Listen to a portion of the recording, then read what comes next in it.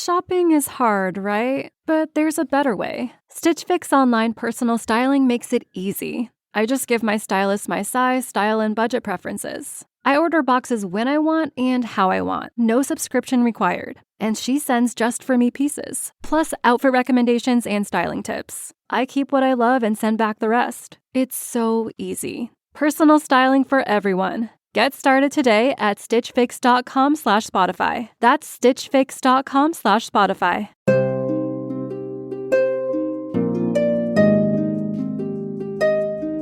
This is Fortune's Wheel, a podcast history of the late Middle Ages, a podcast where we take a look at the interconnectedness of our medieval past, the stories it holds, and how these stories directly shape the world we live in today.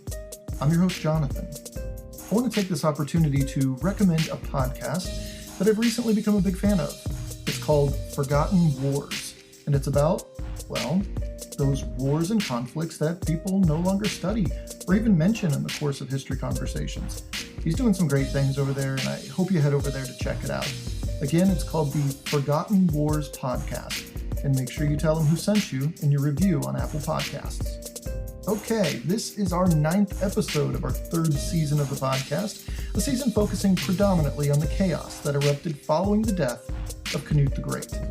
Today's episode, episode 43, is entitled Godwin Part 2. I hope you enjoy the show.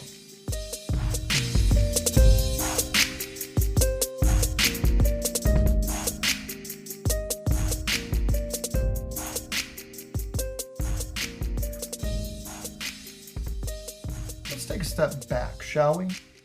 At the end of the last episode, I chose to condense the return of Godwin for the sake of the episode's length, but it wasn't even close to being that simple of a process.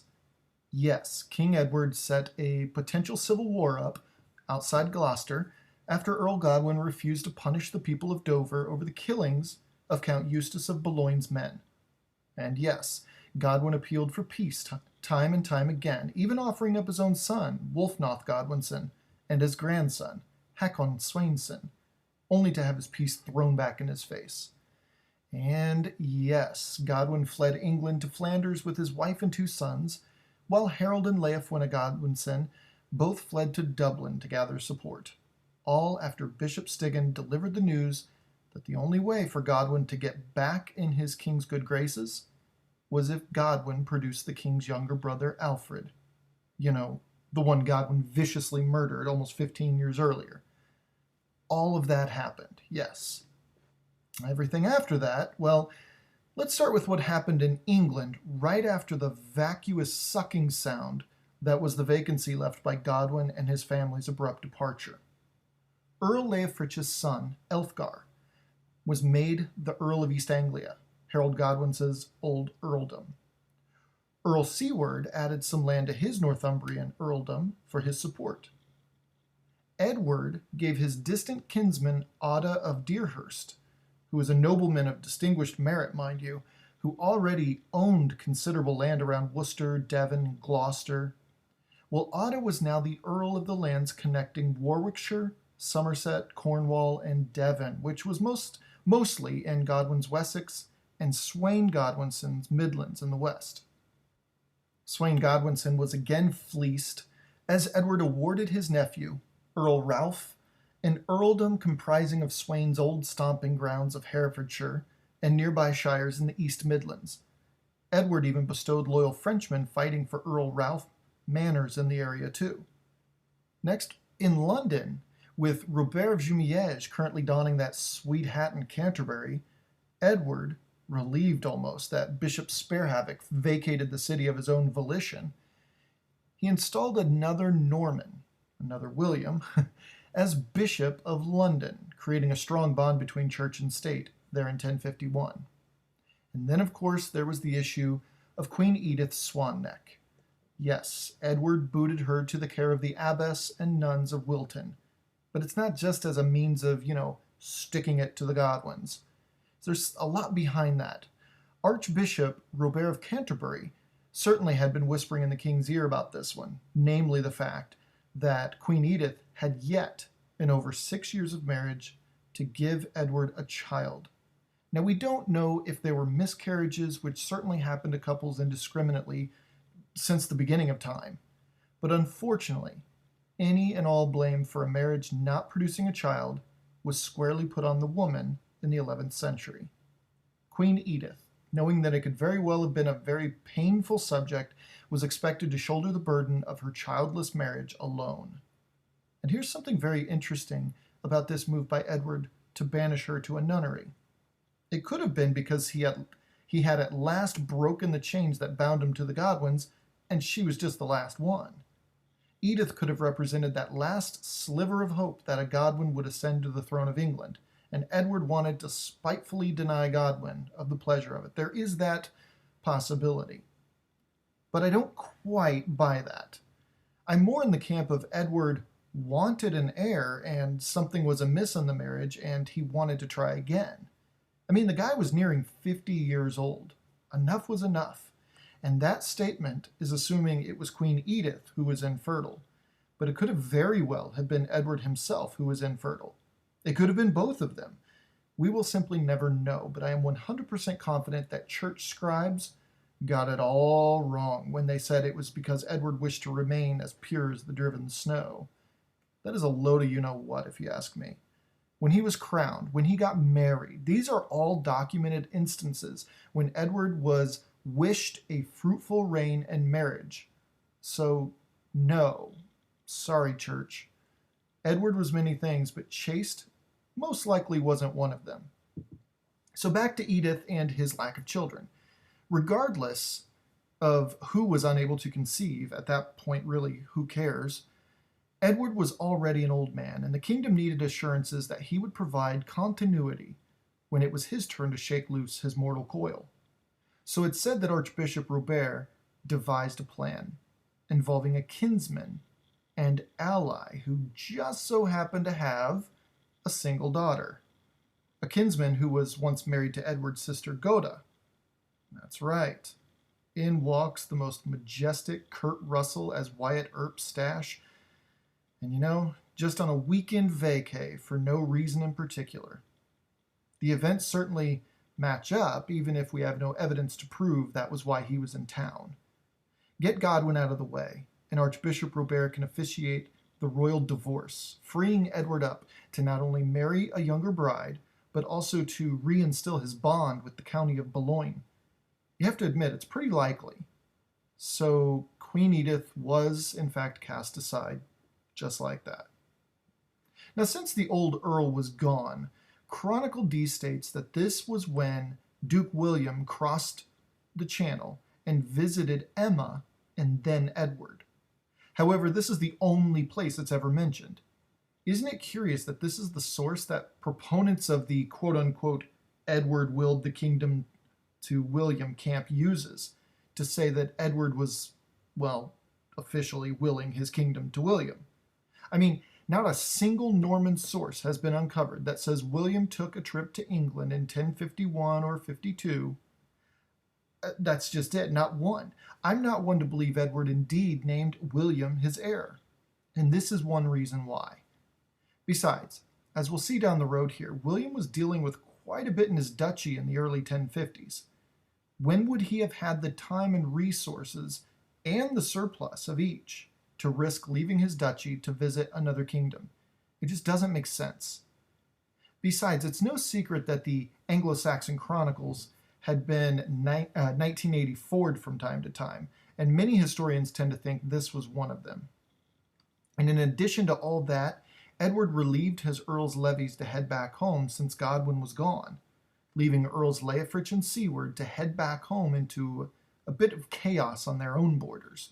Leofrich noticed the Welsh king, Griffith ap Llewellyn, continued to consolidate his kingdom and inching ever closer to the lands the Welsh claimed as their own that now resided inside Mercia. And Siward, siding with Malcolm Canmore, or Malcolm Bighead, against the Scottish king, Macbeth. So now let's follow the Godwins' journey out of England and back. So the differences at this point between Godwin and Edward were quite simply irreconcilable. They were not two parallel lines working for the betterment of the kingdom, and Godwin would soon be a perpendicular thorn into Edward's side, one that would be impossible to ignore. And it's not just those of us with hindsight to safeguard our assumptions about this relationship either. It's not like one can say we came to this conclusion about Edward and Godwin's relationship with the luxury of time to protect us from the evidence. 11th century monks were well aware of it too. They tell us as much. In fact, the Anglo-Saxon chronicles, D Chronicle again to be exact, from the time wrote the following. It would have seemed remarkable in England if anybody had told them that it could happen, because he, that is Godwin, had been exalted so high, even to the point of ruling the king and all of England. And his sons were earls and the king's favorites, and his daughter was married to the king. End quote. Did you catch that interesting phrasing in the middle of that passage? Even to the point of ruling the king and all of England. That, to me, might be the most interesting of passages in the entire 11th century book of entries for these chronicles. An outright admission, publicly witnessed and accepted as truth, that a king can be brought low by his own nobility. And Edward wasn't exactly a King John here either. Edward was, by many accounts and analyses, a fairly effective ruler, a decent bridge between the chaos post-Canute and violence and social upheaval beginning in 1066. And except for the hiccups with Godwin during this time, these late 1040s and early 1050s, it was 20 years of consistency and stability in England, not seen since Canute himself. But happen it did. Godwin was down, but he wasn't out. I mean, you don't get your name along with a part 2 on an episode title in a podcast series if you didn't know how to handle yourself in a dire predicament. First, he sent his 2 sons, Harold and Leofwine, to Dublin seeking support. Now, when they arrived, they saw Dublin not too terribly different than where we on the podcast last left it. It was still that hive of scum and villainy, a major trading port complete with active and lucrative slave markets, and largely ruled by locally Norse Vikings. However, it was no longer ruled overall by a Norse chieftain, as it was during the days of Brian Boru. Now, it was ruled by Diarmait Mac Mael Nambo, the very powerful and influential King of Leinster. Having watched his father masterfully play this Game of Thrones for decades, Harold probably saw this as his opportunity to prove himself a diplomat and a leader within the family. And by all accounts, this trip was wildly successful. Ian Walker says in his book, Harold, the Last Anglo-Saxon King, quote, "It was probably during this Irish sojourn that Harold had an opportunity to review the events of autumn 1051 that had led to the expulsion of his family from England, and to learn important lessons that would benefit him in the future. He had seen that it was foolish for an earl, no matter how powerful, to directly challenge the king, that it was important to ensure the loyalty of one's own followers, that the English nobility had a strong aversion to the risk of civil war, and that it was vital to consider the reactions of the other earls to any action." End quote. Walker continues in that same paragraph of the book with what might be Harold's foremost lesson he learned, one that he would take with him over the next 14 years. Quote, "He realized that the ability to negotiate and compromise were essential skills for any great man." End quote. While Harold was negotiating with King Diarmait of Leinster, his father was wintering in Bruges. What a wild turn of events, Godwin must have thought. Just 1 year before, and he was still sitting at the pinnacle of English nobility. He was, as the D Chronicle put it, quote unquote, again, the ruler of the king and all of England.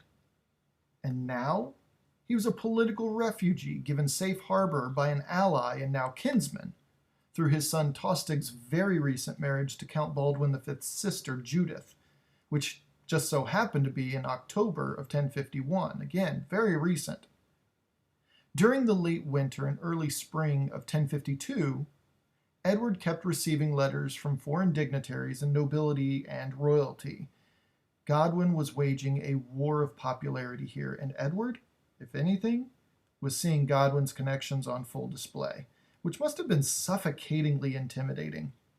The Vita Edwardi mentions that during this time, quote, the malice of evil men had shut up the merciful ears of the king, end quote. Yeah, Edward repeatedly rejected any offers of peace and readmittance of Godwin and his family from folks like Count Baldwin V of Flanders and King Henry I of France. Godwin was fielding his heavy hitters to no avail, so on June 23, 1052, Godwin set off with a small fleet of pirates he'd hired to check out the social climate in his old earldom. Landing off the southeastern coast near Dungeness, he encountered a welcoming committee. Banners, ribbons, food and drink, they rolled out the red carpet for this guy.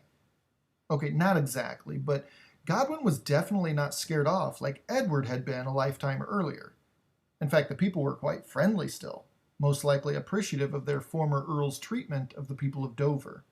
However, Edward anticipated something like this, so he had set up Earls Ralph and Otta in charge of a fleet to patrol the coastlines. You know, just in case. These were men who were drawn from the very almost civil war the previous autumn. They were battle ready and weren't even about to show mercy to these pirates. What's that? They just let Godwin's forces sail away? Well, they could have followed him, but bad weather in the channel hindered their immediate departure. So what did they do then? Edward just recalled him back to London? Well, good effort, boys, I guess. Seems kind of pointless, but Godwin and Edward both learned two pretty valuable lessons here. Godwin still held quite a bit of loyalty in the South, and Edward learned that Ralph and Otta weren't all that helpful in a crisis. In fact, when Edward's fleet of more than 30 ships arrived back in London, the men became so bored and fed up by their commander's indecision that they just left. Literally walked away. Shortly thereafter, after Godwin made it back to Bruges and rallied a bigger force, he set off again, this time for the Isle of Wight, which was technically in his old earldom of Wessex. But he ravaged it. Like he wreaked havoc on it. His mercenaries were pirates after all. They took everything that wasn't nailed to the floor, including the people. Granted, some of them most likely joined their earl's forces, given his lingering popularity in the area. But overall, Godwin laid the smackdown on the Isle of Wight. And while he was doing so, Harold and Leofwine commanded a fleet of Viking warships, no doubt promised riches if they joined the rebellion. They landed in Otta's Somerset, to Godwin's west, and torched the place, from Minehead to Porlock. Harold was in charge, and he commanded the fleet with decisiveness and precision only second to his father. On this particular campaign, Harold's men killed quite a few men, including more than 30 thanes.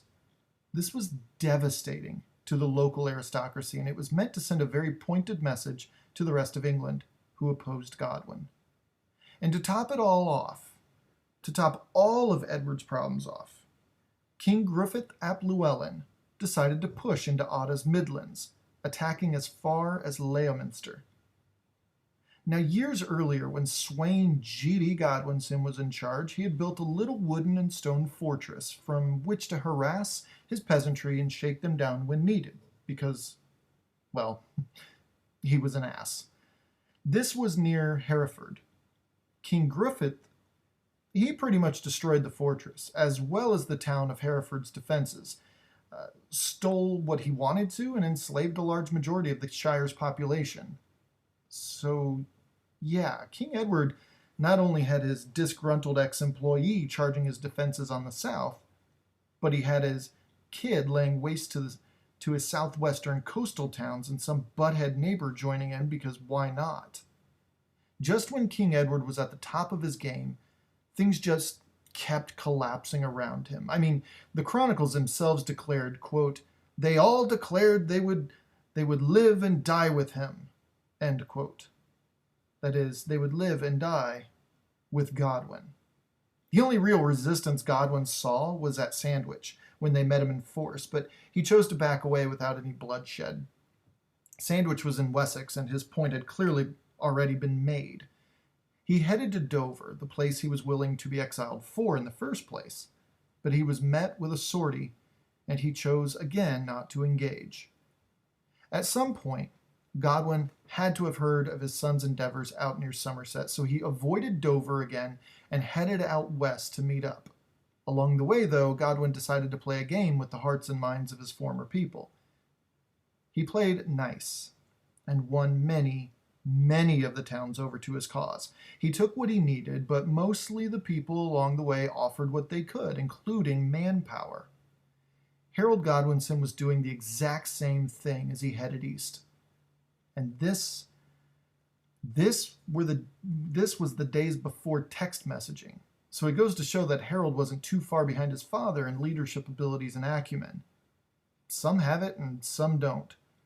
And Harold Godwinson, he had it. Godwin and Harold met up and joined their fleets. This was a freaking naval force, man. No joke. And they continued westward from that point, taking it easy on the population as they went. Again, having made their point, they accepted help and supplies when offered, but they largely left the people alone. If all went to plan, they'd be leading these people again someday real soon, so it's best not to make enemies of them. In fact, the Vita Edwardi says that the people of Wessex, for the most part, welcomed Godwin, quote, like children to their long-awaited father, end quote. They did raid Romney, Hythe, and Folkestone, however, which proves that not everybody was out on the beach with smiles and open arms. So by the time the Godwin's forces reached the mouth of the River Thames, it was game time. When Godwin reached London, he was lucky to have made it with a force with which to make a case to the king.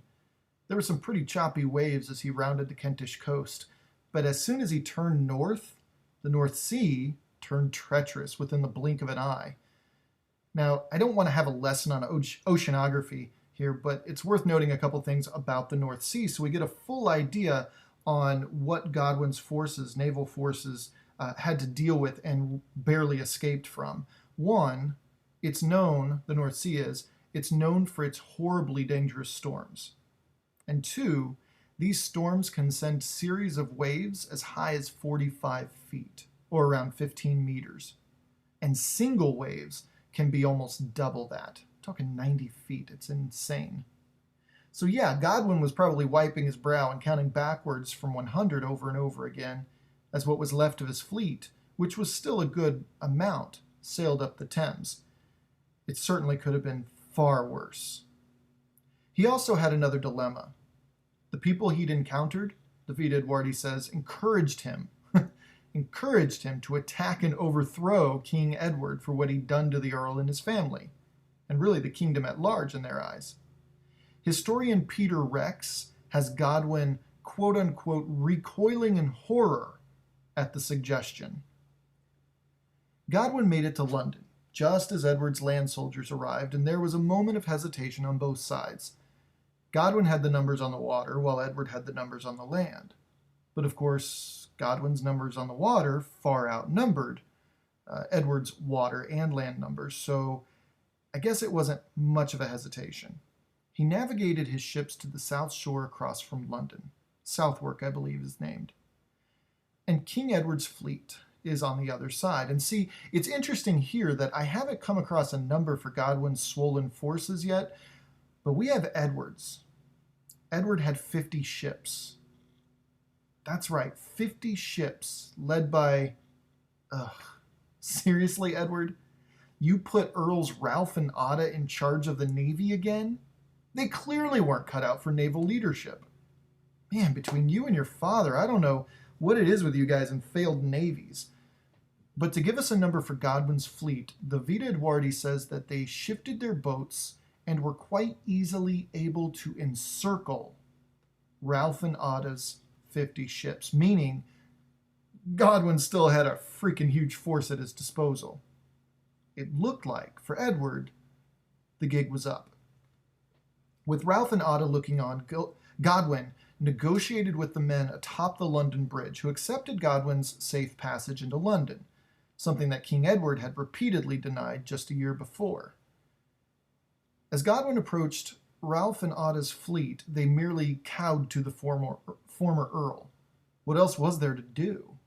The two earls simply stood back and allowed Godwin, his son Harold, and a hefty contingent of soldiers, pirates, and then followers from Wessex, no doubt, just walk into London and straight to the king, where he was at Westminster. Now, Westminster was undergoing a major transformation at the behest of King Edward.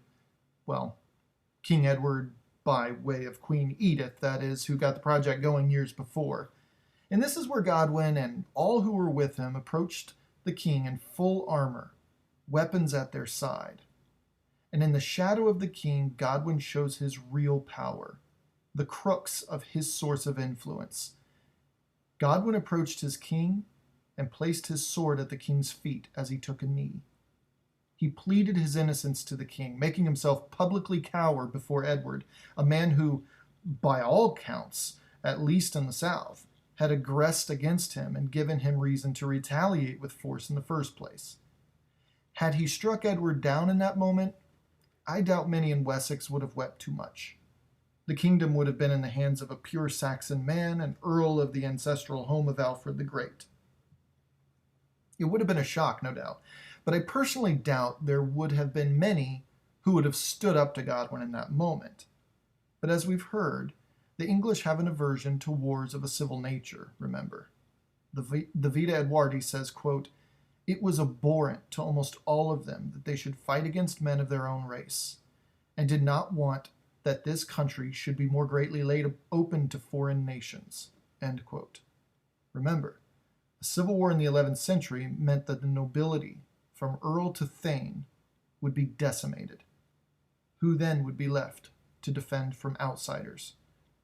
Godwin was still, if you can believe it, playing the long game here. He wished a kingdom for his progeny, one not of rubble, but of promise.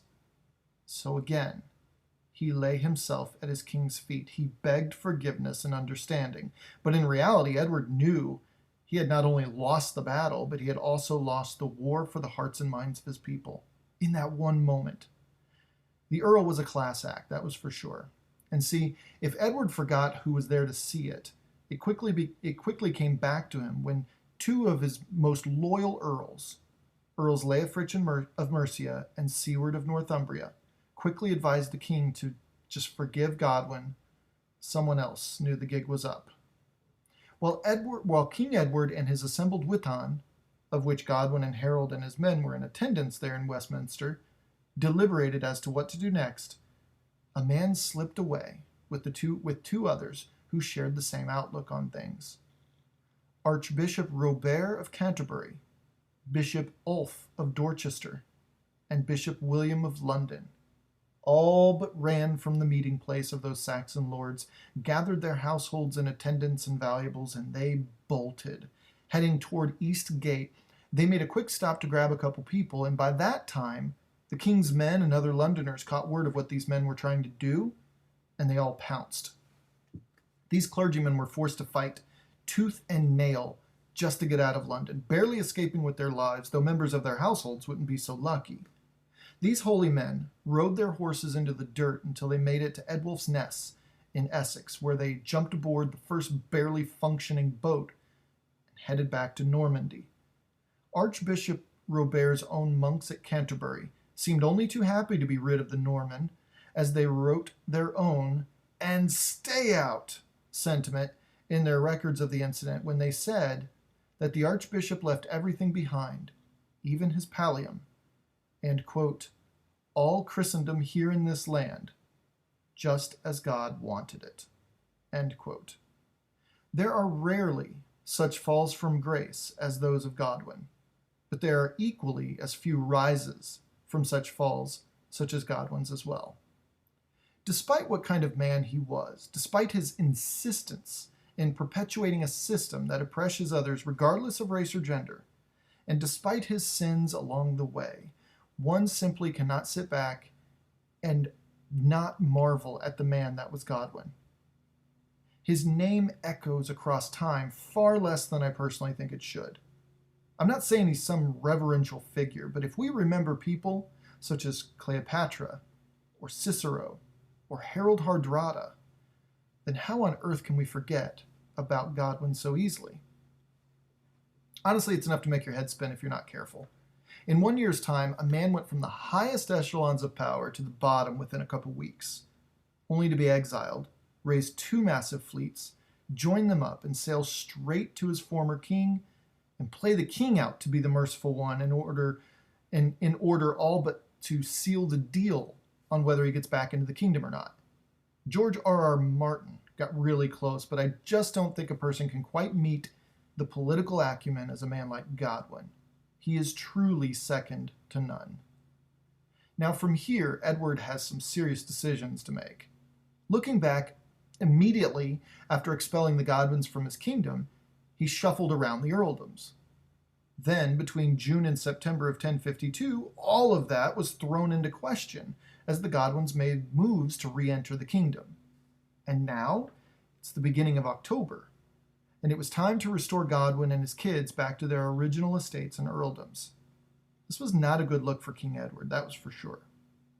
And what's more, any chance of annulling his marriage with Godwin's daughter Edith and starting over with a new bride, again, possibly Count Eustace's daughter, was completely out the window too, as Edward was forced to return Edith to all of her titles, lands, wealth, influence, and her bedchamber that she shared with Edward. So awkward, right? If I could be a fly on the wall of that conversation. So by October of 1052, the massive upheaval orchestrated by Edward, or dare I say Robert of Jumièges, was at an end, and the Kingdom of England could rest easy, for a while at least. Godwin received all of his lands back, though Otta retained Sweyn Godwinson's lands, and thus the new earldom of Gloucestershire and Worcestershire. Now Earl Ralph, the king's nephew, had an interesting situation. Edward didn't really know where to put him. Sweyn Godwinson was still on pilgrimage to the Holy Land, but with Godwin's overwhelming victory over Edward, the king wasn't really in a place to push Sweyn out so much anymore. So Earl Ralph, well, he remained Earl, but not exactly in charge of anything for the moment. That is, until word from the Holy Land arrived within a month or so about Sweyn's progress. See, we don't know what happened exactly except that Sweyn G.D. Godwinson was involved, a man who decided to go full diva and cross the continent with no shoes as penitence. A man who once sided with an enemy of the state because his weekend happened to be free. A man who once stole a nun for a whole freaking year. A man who is not only kicked out of his own kingdom twice, but also out of a kingdom that he didn't even belong to when he was fighting on that kingdom's side. Yeah, Sweyn Godwinson, having reached Constantinople on his return trip, died. So, we don't know how it happened, but it probably involved some almost famous scene where he's barefoot and wasted, having climbed to the top of a local church spire, threw his hands out in both directions, and screamed, "I am a golden god," before diving into a swimming pool in front of equally inebriated onlookers. Only the swimming pool was a mirage or something. I don't know. It probably didn't happen that way, but you can't sit there and tell me it isn't in total Sweyn fashion. In reality, he probably died of some unknown illness, like so many before him, like Duke William's dad and Earl Ralph's dad, oddly both in 1035 on pilgrimage. Or it could have been, if the rumors of him going completely barefoot were true, a simple infection that would have been easily treated with modern-day antibiotics or antifungals. There's just no knowing what killed Sweyn Godwinson. But I think it is safe to say that he most likely had something to do with his early and untimely death. But there was a direct beneficiary to Godwin's sad news of his firstborn's, his heir's, demise. Earl Ralph became an earl with land once again. Earl Ralph took Sweyn's earldom of Herefordshire indefinitely this time, and Ada again got to keep his lands too. Along with Harold Godwinson receiving East Anglia again, ousting Earl Leofric's son Elfgar from the post, the rest of Godwin's children were given some extras for their trouble, including Leofwine, who received lands around the kingdom with which to begin building his own legacy. Keep an eye on him for a little while. So the Christmas of 1052 must have been one for the ages for the House of Godwin. The Vita Edwardi says, quote, "There was deep joy both at court and in the whole country," end quote. But again, this work was published decades later and most likely sponsored by Queen Edith herself, and so laced with positive outlooks on both Edward and Godwin, which must have been a monumental challenge at times in the narrative, no doubt. However, the weather over England was more likely mirroring how Edward felt, as a debilitating winter storm ravaged from northern Wessex to Northumbria, killing many livestock as well as people. But as for recent events, imagine all of what happening to a lesser man. Leofric of Mercia, Siward of Northumbria, these were powerful figures in Anglo-Saxon England, no question. But they were, in hindsight, no Godwin. In fact, there would be no Godwin for quite some time in English history, arguably ever, but we do have a couple on the distant horizon of the podcast who may challenge his stature. Godwin was a phenomenon, to be sure. His father was a pirate who gutted his king's navy and joined the enemy. He defied his first king and joined the son, who was in open rebellion, all while fighting against Danish invaders with sights on the crown itself. He then joined up with the Danish victor, and somehow survived a violent purge of which he was completely eligible to have been killed in. He rose in prestige to marry his second king's daughter. He forges an alliance with the queen, and then breaks that alliance by violently murdering her son. He buys a couple expensive yachts to buy off his next two kings, and then pushes his latest king around to the point of exile, only to return and win back everything he and his family lost, and then some, while making that king out to be the saint he would eventually become. I'm sorry, but there's no one quite like Godwin. And by late winter of 1053, King Edward apparently was ready to move on, tail between his legs and all, because he invited Godwin and his entire family to Easter festivities. We've talked about how Anglo-Saxon parties were more than just a simple weekend barbecue or a night out with the fellas. These were events. These were straight-up Burning Man parties lasting a week or longer, full of every indulgence and excess one could make room for within the confines of Christian doctrine, which amounted to food and drink, and the side hustle behind the watchful eyes of the clergy, of course. Godwin attended, as was his duty, and by the day after Easter Sunday, Godwin might have been able to count on one hand how many hours over the last week he wasn't either drunk or full. And he was in his 60s. I mean, his sons could hold their own. His new heir and second-born Harold was only nearing 30 years old at this point, but Godwin had lived a long, hard life. He just couldn't hang on anymore, and no one can really blame him. I mean, take a moment and reflect on everything he'd seen. The Danish conquest of England, the Anglo-Saxon purge, the brilliant Canute the Great, the 1030s succession crises, the return of the House of Wessex, the incomparable Harold Hardrada, returning from the east only to attack his nephew-in-law in Denmark for the throne, his daughter marrying the King of England, his own exile and return. Was there no end to Godwin's story? Well, of course there is. Everything has an end. He was old enough and had seen enough to be well aware of that fact of life. So that Monday, at another party, Godwin just gave out. He had pressed his entire being into boosting his kids' chances at maintaining a higher level of influence than he had, even overcoming that recent exile. He just couldn't do it any longer. This moment was immortalized in a William Blake painting in the 19th century. That is, the English people still remembered this moment a full 800 years later. Godwin himself is an immortal figure, for better or for worse. Conviction, determination, perseverance, these are admirable qualities in a person, regardless of how they're used for the betterment of those around them, or the lack thereof. And Godwin had all of these qualities. He embodied these qualities. Godwin had truly become the response to the immovable object.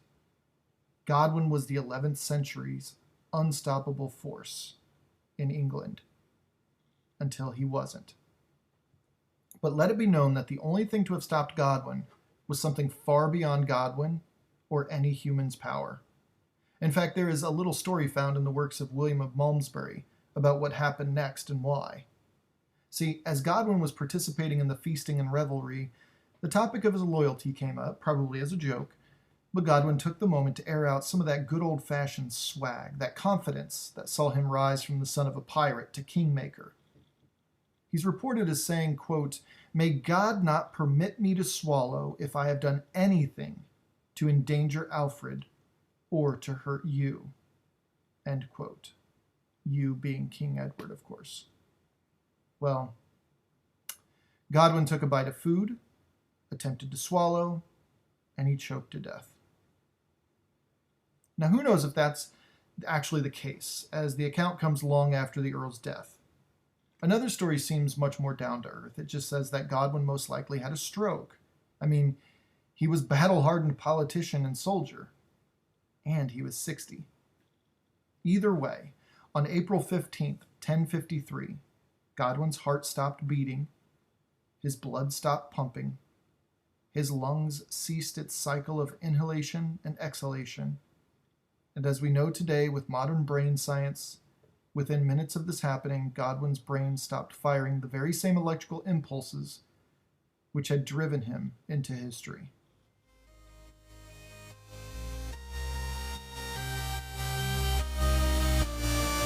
I hope you enjoyed today's episode about England's unstoppable force in the 11th century. Please continue to subscribe and share the podcast on your favorite podcasting service or app. You can find me on Facebook, Twitter, and Instagram. And you can contact the show with questions, concerns, topic suggestions, and even corrections, as yes, I'm humble enough to know that there will be unintentional errors along the way. You can reach me at fortuneswheelpodcast@gmail.com. Also, I encourage you to become a Patreon supporter.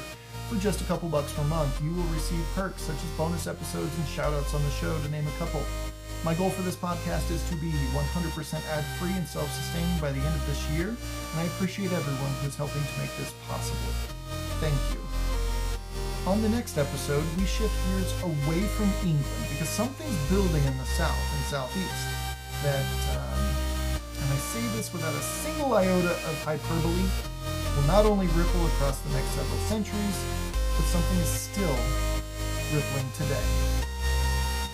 You know, you can tell a lot about a person by looking at how they choose to spend their time, and I want to thank you for spending your time learning about our shared history here on Fortune's Wheel Podcast.